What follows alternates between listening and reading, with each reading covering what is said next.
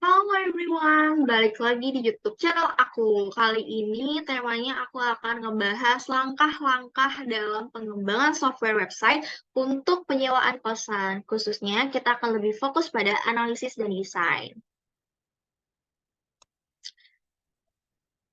Saat pertama kali kita memulai pengembangan software, langkah pertama yang perlu diambil adalah mendefinisikan proses bisnis. Untuk itu, pada proyek kali ini, aku dan tim 3 menggunakan use case diagram. Nah, berikut merupakan beberapa sintaks dari use case diagram itu sendiri yang terdiri dari aktor, use case, association, include, extend, dan generalization.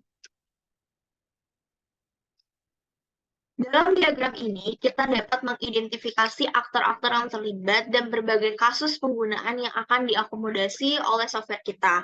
Ini membantu kita memahami kebutuhan utama pengguna dan fungsionalitas yang harus diimplementasikan. Pada tim 3, kita menggunakan use case diagram agar kita lebih mengetahui dan bisa mengidentifikasi keperluan-keperluan dari pengguna ketika menggunakan website kita. Nah, setelah kita memiliki pemahaman yang baik dengan use case, langkah berikutnya adalah mengembangkan model proses bisnis menggunakan activity diagram. Berikut merupakan beberapa sintaks dari activity diagram itu sendiri. Yang pertama ada action, activity, object node, control flow, object flow, initial node, final activity node, final flow node, decision node, dan merge node.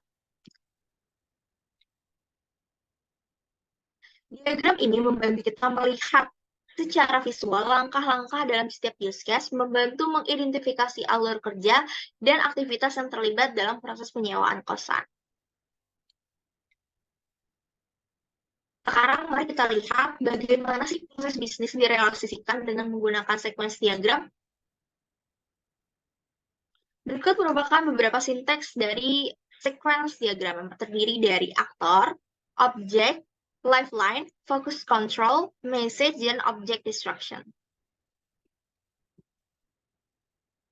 Nah, tim 3 menggunakan sequence diagram ini untuk menunjukkan interaksi antara objek-objek dalam sistem pada level tinggi.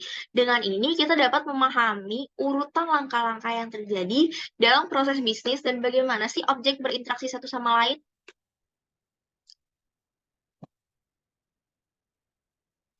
Next, kita akan lanjut tahap desain pengembangan software untuk penyewaan kosan. Yang pertama itu ada desain antarmuka atau user interface.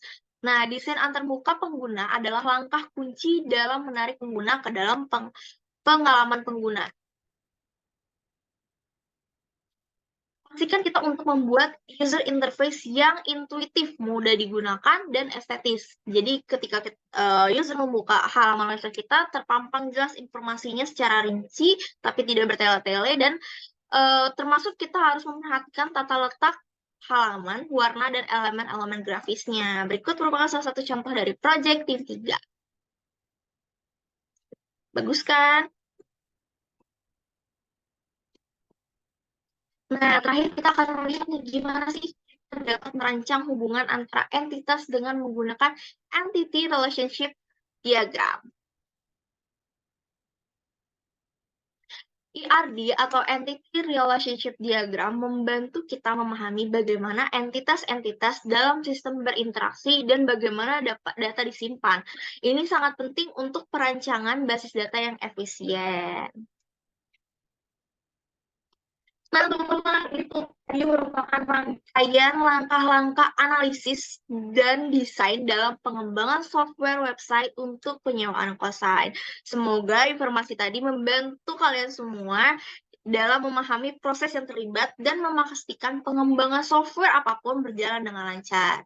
Jangan lupa untuk subscribe untuk mendapatkan lebih banyak konten-konten tentang matkul-matkul dari aku.